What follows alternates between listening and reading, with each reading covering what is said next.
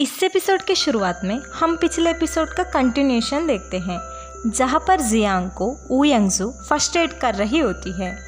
तभी वहाँ जियांग का कंपनी का मैनेजर आता है और वो जियांग को ऐसे हालत में देखकर एम्बुलेंस को बुलाता है। तभी वहाँ डॉक्टर आते हैं और वो मैनेजर से बताते हैं किसी ने इसका इमरजेंसी ट्रीटमेंट किए हैं, इसकी वजह से जियांग अभी सेफ है। तभी मैनेजर वू यंगजू को देखकर उसके पास जाकर बताता है, मैं डब्ल्यू ग्रुप का मैनेजर हूँ, कहकर उसका बिजनेस कार्ड को देता है और वो जियांग का जान को बचाने के लिए थैंक यू कहकर वू यंगजू का नाम को पूछता है। वू यंगजू खुद की इंट्रोड्यूस करते हुए मैनेजर को खुद की कार्ड को देती है। मैनेजर को उसकी कार्ड को देकर बताती है, मैं इंटर्न डॉक्टर हूँ।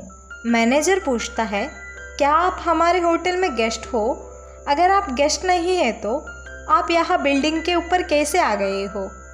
वू यंगजू सोचने लगती है और वो मैनेजर का कार्ड को देखने लगती है। उसे देखकर वू यंगजू एक्साइट होकर बताती है, तुम जी चैंग हो ना? तुम और जियान साथ में बड़े हुए थे। उसे सुनकर मैनेजर जी चैंग सरप्राइज होकर पूछता है, लेकिन तुम्हें ये सब कैसे पता? वू यंगजू कुछ कहने ही वाली होती है, लेकिन जियांग को हॉस्पिटल में ले जाने के लिए डॉक्टर्स मैनेजर को बुलाते हैं। मैनेजर वहाँ से चला जाता है। उन लोगों का जाने के बाद वू यंगजू सोचने लगती है। तभी वो एक्साइटमेंट में बताती है, इसका मतलब जिसको मैंने बचाया वो और कोई नहीं था बल्कि जियान था। तभी वहाँ टू बी कंटिन्यूड आता है। उसे देखते ही वू यंगजू कॉमिक का दुनिया से सीधे रियल लाइफ में आती है और वो उसके पापा का चेयर में होती है और वो बहुत कंफ्यूज होकर इधर उधर देखने लगती है। उसका पास मैनेजर का कार्ड होता है। जब वो कॉमिक्स को चेक करती है तभी वह वो खुद को जियांग को बचाने वाले स्टोरी को भी देखती है। उसे देखकर वो हैरान होकर अपने आप से पूछती है, यहाँ पर क्या हो रहा है? क्या मैं सपना देख रही हूँ? मैं कॉमिक का दुनिया में ऐसे कैसे जा सकती हूँ? तभी वहाँ मिस्टर वू का असिस्टेंट भागते हुए आकर वू यंगजू से बताता है, आपका पापा कॉमिक को अभी अभी अपलोड किए हैं।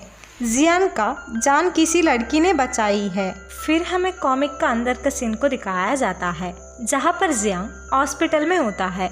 उसका सामने मैनेजर अटैक करने वाले के बारे में सोच रहा होता है। तभी वहाँ उसका सेक्रेटरी आती है। उसे देखकर जियांग पूछता है, तुम उस लड़की का पता पूछकर आई हो?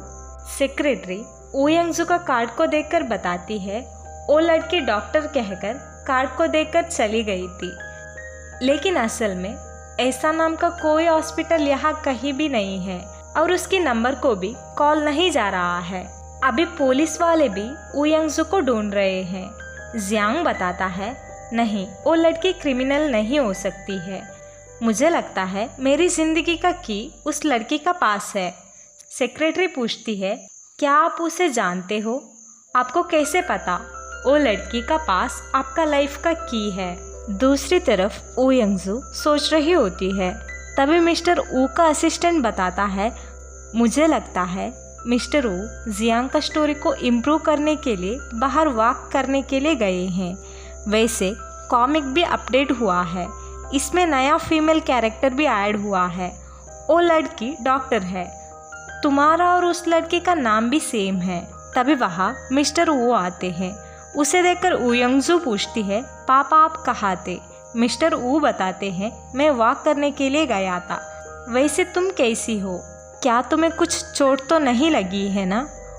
वू यंगजू पूछती है, आप ऐसे क्यों पूछ रहे हो? और वो कॉमिक के बारे में पूछने ही वाली होती है।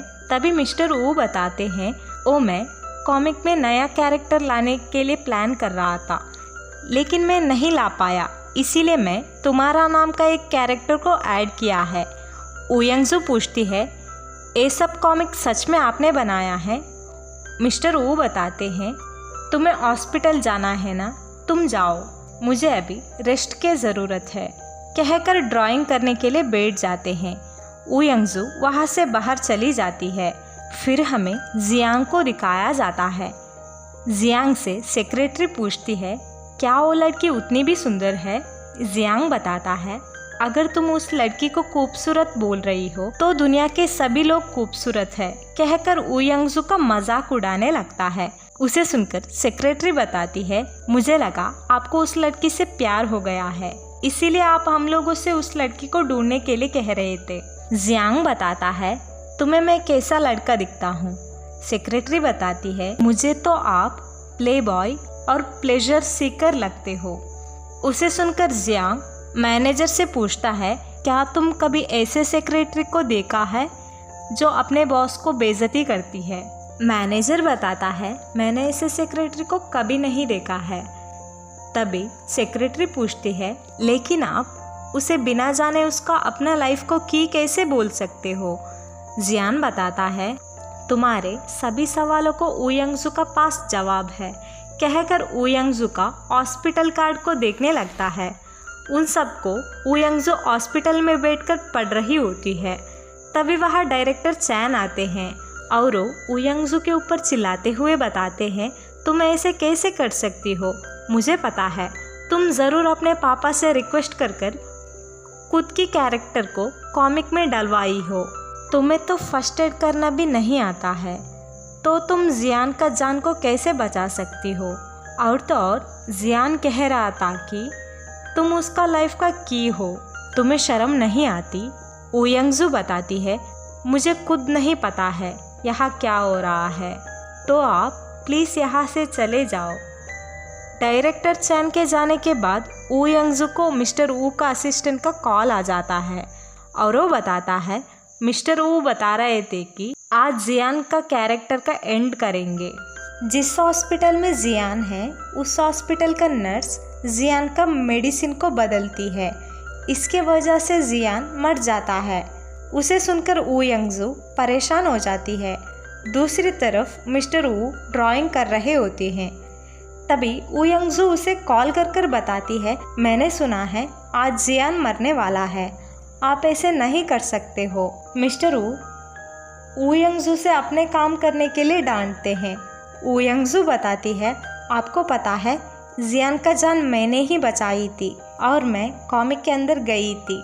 मुझे पता है उस कॉमिक को आपने नहीं बनाए थे, क्योंकि उस दिन मैंने जो कपड़े पहनी थी उसे आप देखा तक भी नहीं थे।